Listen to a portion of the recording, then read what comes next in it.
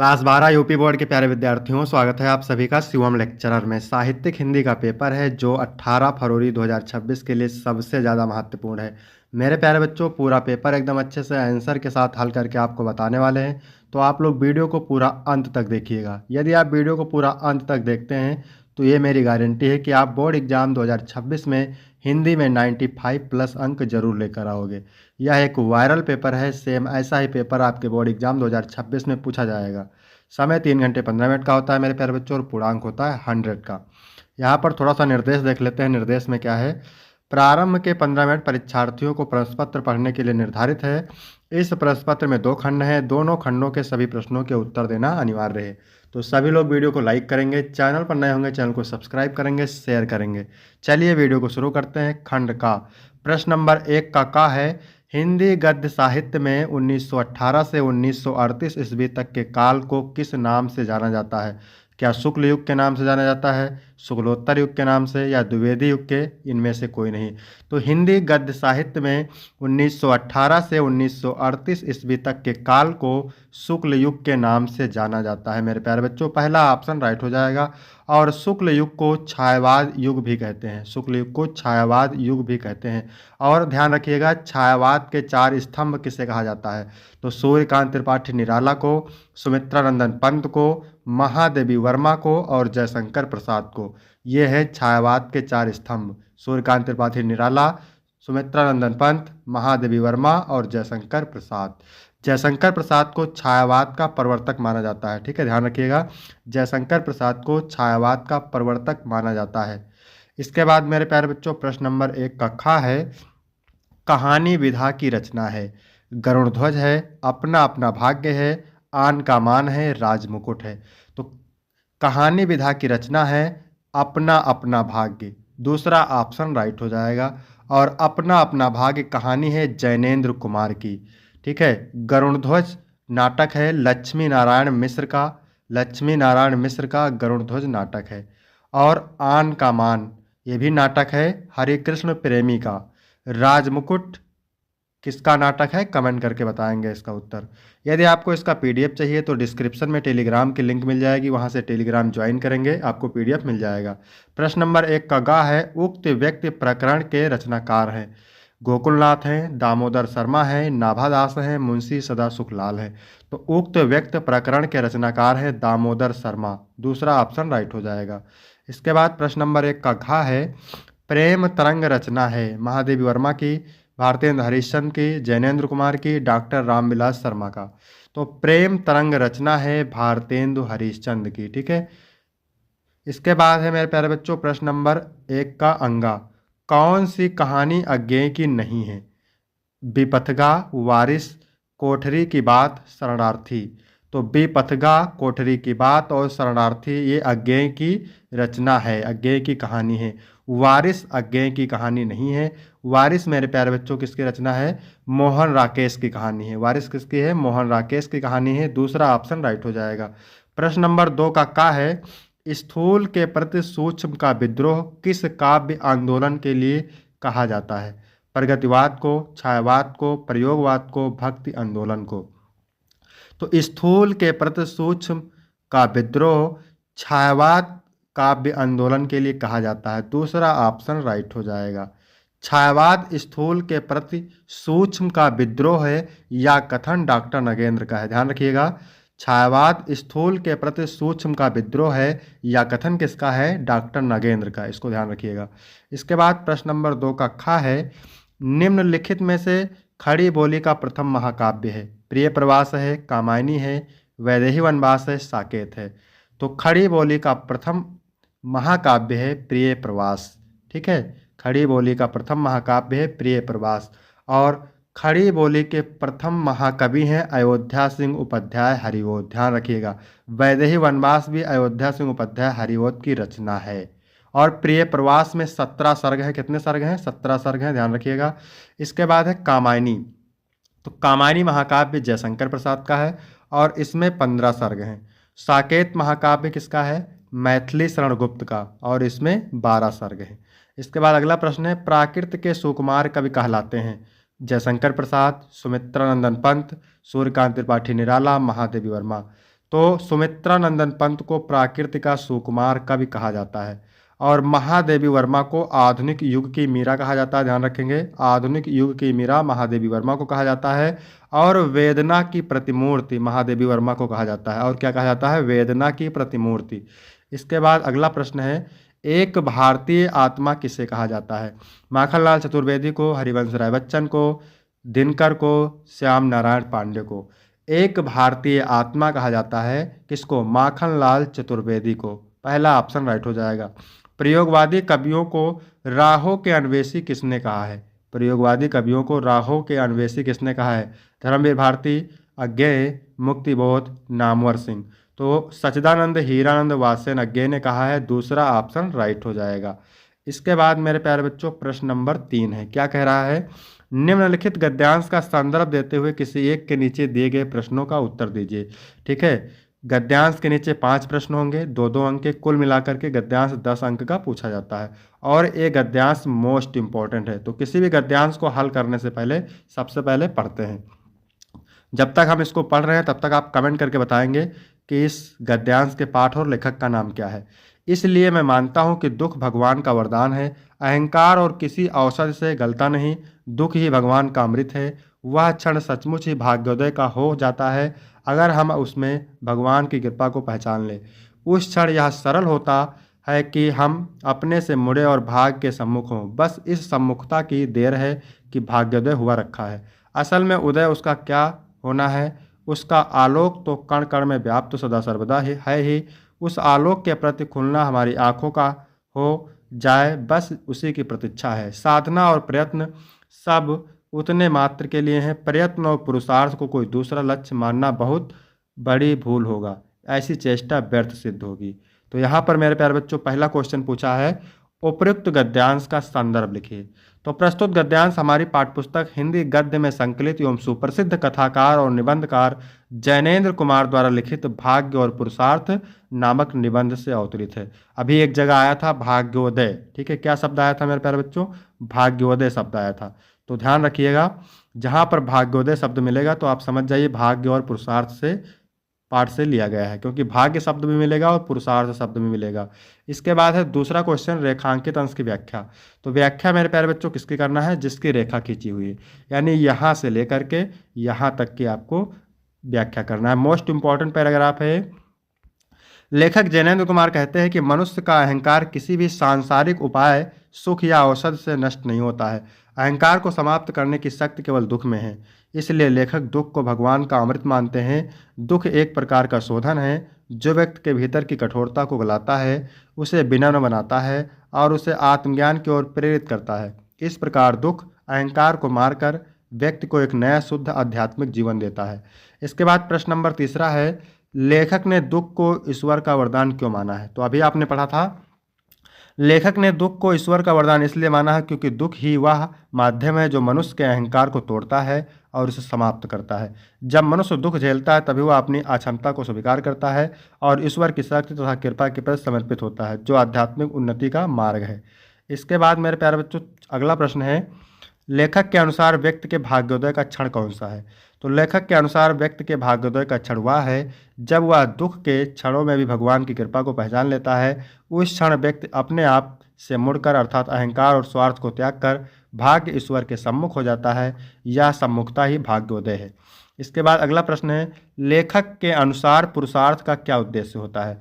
तो लेखक के अनुसार पुरुषार्थ का उद्देश्य कोई सांसारिक लाभ प्राप्त करना नहीं है, बल्कि उस आलोक के प्रति अपनी आंखों को खोलना है जो सदा सर्वदा कण कण में व्याप्त है। समस्त प्रयत्न और पुरुषार्थ केवल सत्य को पहचानने और उसके प्रति जागरूक होने के लिए ही है। फिर अथवा करके दिया है मेरे प्यारे बच्चों, वेरी वेरी मोस्ट इंपॉर्टेंट है ये भी, ठीक है। अथवा करके दिया है तो आपको एक ही करना रहता है। हमारी युवा शक्ति से संपर्क कायम करने के मेरे फैसले का आधार भी यही रहा है। उनके सपनों को जानना और उन्हें बताना कि अच्छे भरे पूरे और सुख सुविधाओं से पूर्ण जीवन के सपने देखना तथा फिर स्वर्णिम युग के लिए काम करना सही है। आज जो कुछ भी करे वह आपके हृदय से किया गया हो, अपनी आत्मा को अभिव्यक्ति दे और इस तरह आप अपने आसपास प्यार तथा खुशियों का प्रसार कर सकेंगे। तो ये पहला क्वेश्चन क्या पूछ रहा है मेरे प्यारे बच्चों, उपयुक्त गद्यांश के पाठ तथा लेखक का नाम। तो पाठ का नाम हम और हमारा आदर्श और लेखक का नाम है doctor APJ Abdul Kalam. Very very most important है। दूसरा है रेखांकित अंश की व्याख्या। तो व्याख्या मेरे प्यारे बच्चों किसकी करना है, जिसकी रेखा खींची हुई है, यहाँ से लेकर के यहाँ तक की आपको व्याख्या करना है। मोस्ट इंपॉर्टेंट है, ठीक है। इसका पीडीएफ मिल जाएगा आपको, टेलीग्राम की लिंक मिल जाएगी आपको, ठीक है। लेखक डॉक्टर एपीजे अब्दुल कलाम जी कहते हैं, मैं युवा छात्रों से इसलिए मिलता हूँ क्योंकि उनसे मिलना, उनसे बातें करना अत्यधिक रुचिकर लगता था। हमारी युवा शक्ति से संपर्क कायम करने के निर्णय का आधार भी यही रहा है। उनके सपनों को जानना और उन्हें यह बताना कि अच्छे भरे पूरे और सुख सुविधाओं से पूर्ण जीवन के सपने देखना और पुनः उस स्वर्णिम युग के लिए काम करना सही है। इसके बाद दूसरा क्वेश्चन है, लेखक का युवा शक्ति से संपर्क कायम करने के फैसले का आधार क्या रहा है। तो लेखक का युवा शक्ति से संपर्क कायम करने का फैसला इस आधार पर रहा है कि वह युवाओं के सपनों को जानना चाहते हैं और उन्हें यह बताना चाहते हैं कि अच्छे और सुखमय जीवन के सपने देखना और उन सपनों के लिए मेहनत करना सही है। उनका उद्देश्य युवाओं को प्रेरित करना और उनके सपनों को साकार करने में मदद करना है। इसके बाद अगला क्वेश्चन है, हम अपने आसपास प्यार तथा खुशियों का प्रसार कब कर सकेंगे। हम अपने आसपास प्यार और खुशियों का प्रसार तब कर सकेंगे जब हम अपने कार्यों को अपने हृदय से करेंगे और अपनी आत्मा को अभिव्यक्ति देंगे। जब हम सकारात्मक सोच के साथ जीवन व्यतीत करेंगे और दूसरों के साथ प्रेम और सहानुभूति से व्यवहार करेंगे, तभी हम खुशियों का माहौल बना सकेंगे। इसके बाद अगला क्वेश्चन है, अभिव्यक्ति तथा प्रसार का अर्थ। तो अभिव्यक्ति का मतलब होता है अपने विचारों भावनाओं को व्यक्त करना या फिर प्रकट करना, और प्रसार का मतलब होता है फैलाना या वितरित करना। इसके बाद मेरे प्यारे बच्चों प्रश्न नंबर 4 है, मोस्ट इंपॉर्टेंट है। पद्यांश पर आधारित निम्नलिखित प्रश्नों के उत्तर दीजिए। ये भी 10 अंक का होता है। यही आता है इस मन में, छोड़ धाम धन जाकर मैं भी रहूं उसी वन में, प्रिय के व्रत में विघ्न न डालूं रहूं निकट भी दूर, व्यथा रहे पर साथ साथ ही समाधान भरपूर, हर्ष डूबा रहे रोदन में यही आता है इस मन में। ठीक है, तो उर्मिला कहती है कि यही आता, हमारे मन में यही विचार आते हैं कि घर बार और धन दौलत छोड़ करके मैं जा करके उसी वन में रहूं जिस वन में मेरे प्रियतम लक्ष्मण रह रहे हैं, और प्रिय के व्रत में विघ्न न डालूं रहूं निकट भी दूर, और उनसे दूर रह करके उनके दर्शन करते रहूं, और उनके पास रह करके उनके दर्शन करता रहूं, और दूर उनसे रह करके उनके व्रत में बाधा भी ना बनूं। ठीक है, उनसे दूर रह करके उनके व्रत में बाधा भी ना बनूं, व्यथा रहे पर साथ साथ ही समाधान भरपूर, उनसे ना मिल पाने के कारण दुख तो रहेगा, फिर साथ साथ पूरा समाधान भी रहेगा, हर्ष डूबा रहे रोदन में यही आता है इस मन में, और इस प्रकार से हमारी खुशी रोदन दुख में डूबी रहेगी, हमारे मन में यही विचार आते हैं। ठीक है, तो कहाँ से लिया गया है, ये लिया गया है गीत से, और कवि मैथिली शरण गुप्त हैं। दूसरा है, उपयुक्त पद्यांश में कौन सा रस प्रयुक्त हुआ है। तो इसमें वियोग रस है। फिर है रेखांकित अंश की व्याख्या। तो व्याख्या किसकी करना है, 2 लाइन की देख लीजिए। व्यथा रहे पर साथ साथ साथ ही समाधान भरपूर, हर्ष डूबा हो रोदन में यही आता है इस मन में। तो चलिए देखते हैं इसकी व्याख्या कैसे लिखना है। उर्मिला कहती है कि मेरे मन में यही विचार आता है कि मैं अपने प्रियतम के दर्शन करके आनंदित होती रहूं और उनसे प्रत्यक्ष ना मिल पाने के कारण निरंतर विलाप करती रहूं। इसके बाद अगला है, रहो निकट भी दूर से क्या अभिप्राय है।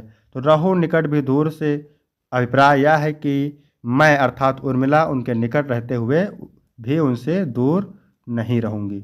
ठीक है, अगला प्रश्न है, मन में क्या भाव उत्पन्न हो रहा है। तो उर्मिला कहती है कि मेरे मन में बार बार यही भाव आता है कि मैं सब धन धाम अर्थात राजमहल और उनके वैभव को त्याग कर उसी प्रकार वन में जाकर रहने लगूं जिस प्रकार मेरे प्रियतम वन में रहते हैं। फिर यहाँ पे अथवा करके दिया है मेरे प्यारे बच्चों, ये भी मोस्ट इम्पॉर्टेंट है। ठीक है, अथवा करके दिया है, ये भी कितना है, वेरी वेरी मोस्ट इम्पॉर्टेंट है। तो चलिए इसको पढ़ते हैं मेरे प्यारे बच्चों। अलसता की सी लता किंतु कोमलता की वह कली। प्रस्तुत पद्यांश में कवि कहते हैं कि संध्या रूपी सुंदरी अलसाई हुई लता के समान दिखाई दे रही है किंतु वह कोमलता की कली है। अर्थात कवि का कहने का मतलब है कि संध्या रूपी सुंदरी अलसाई हुई लता के समान तो है किंतु उसमें कोमलता भी विद्यमान है। सखी नीरवता के कंधे पर डाले बाहें छा सी अंबर पथ से चली। आगे कवि कहते हैं कि संध्या रूपी सुंदरी अपनी नीरवता रूपी सखी के कंधे पर अपनी बाहें डाले हुए छाया के समान आकाश मार्ग से नीचे चली आ रही है। नहीं बजती उसके हाथों में कोई बीड़ा, नहीं होती कोई अनुराग राग विलाप। आगे कवि कहते हैं कि संध्या रूपी सुंदरी के हाथों से कोई भी वीणा नहीं बज रही है और ना ही कोई प्रेम संगीत सुनाई दे रहा है। निपुरों में भी रुंझुन रुंझुन रुंझुन रुंझुन नहीं, फिर एक अव्यक्त शब्द सा चुप चुप चुप है गूंज रहा सब कहीं।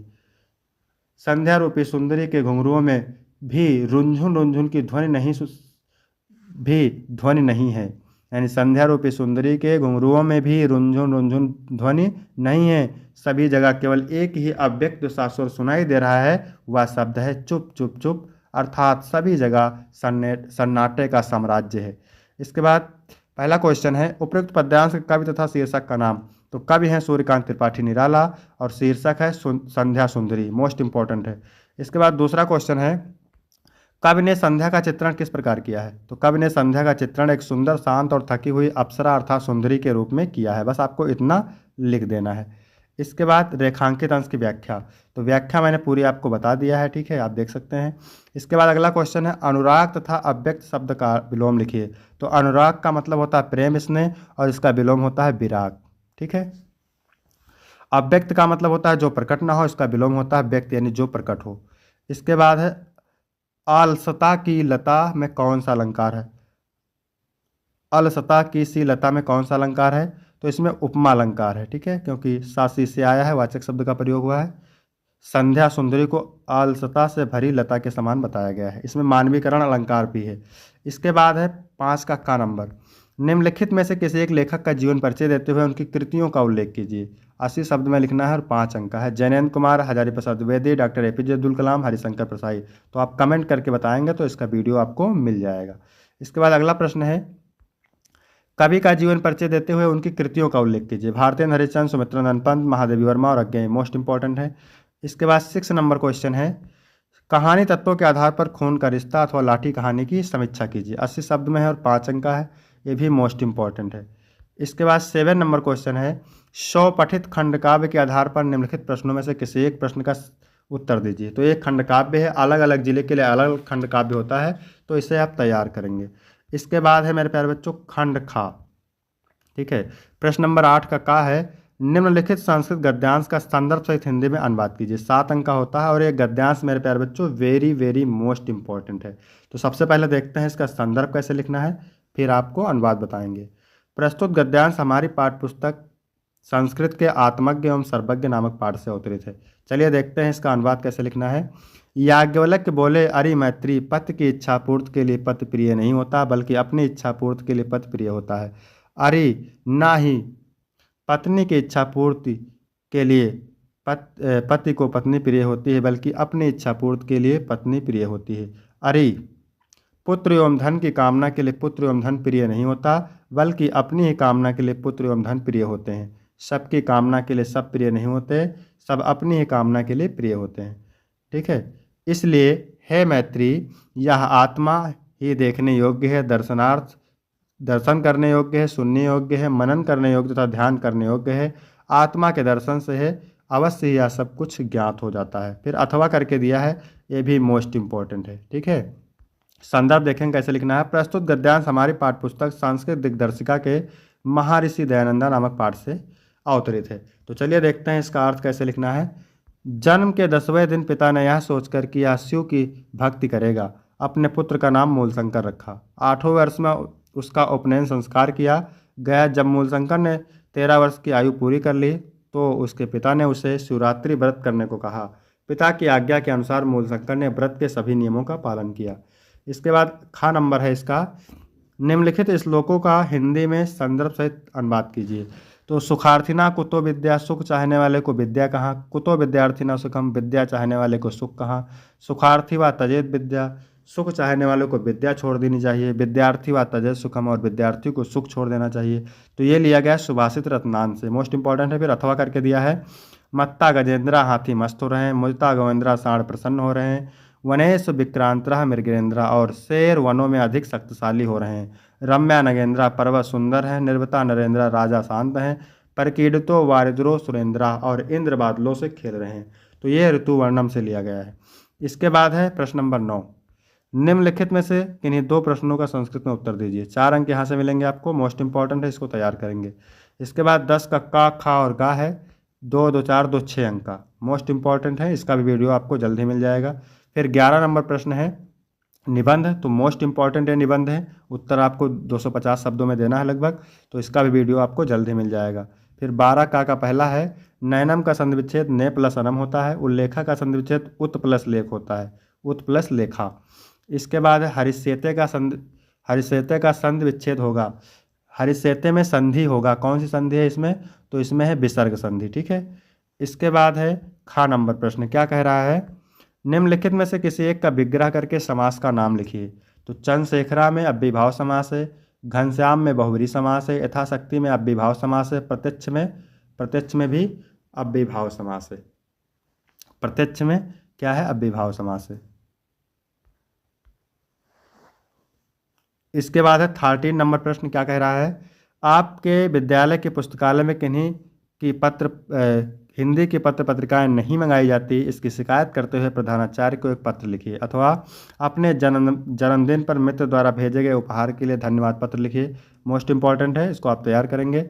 इसके बाद है निम्नलिखित में से किसी एक शब्द का प्रत्यय लिखिए। तो गुणवान में मतुप प्रत्यय है, ठीक है, गुणवान में गुण शब्द है, मतुप प्रत्यय है। और प्रभुता में तल प्रत्यय है, और रूपवती में मतुप प्रत्यय है। निम्नलिखित में से किसी एक शब्द के धातु एवं प्रत्यय का योग स्पष्ट कीजिए। कृता में की धातु क्री धातु है और अक्त प्रत्यय है, भूता में भू धातु है और अक्त प्रत्यय है, लघुता में लघु धातु है और तल प्रत्यय है, इसको ध्यान रखेंगे। इसके बाद अगला प्रश्न है, रेखांकित पदों में से किसी एक पद में प्रयुक्त विभक्ति तथा संबंधित नियम का उल्लेख कीजिए। कृष्णम परितः गोपा, यानी कृष्ण के चारों ओर गोपियाँ हैं, तो यहाँ पे द्वितीय विभक्ति है, ठीक है। सा कर्णेन बधिरा अस्ति एनांग विकारा सूत्र से तृतीय विभक्ति है।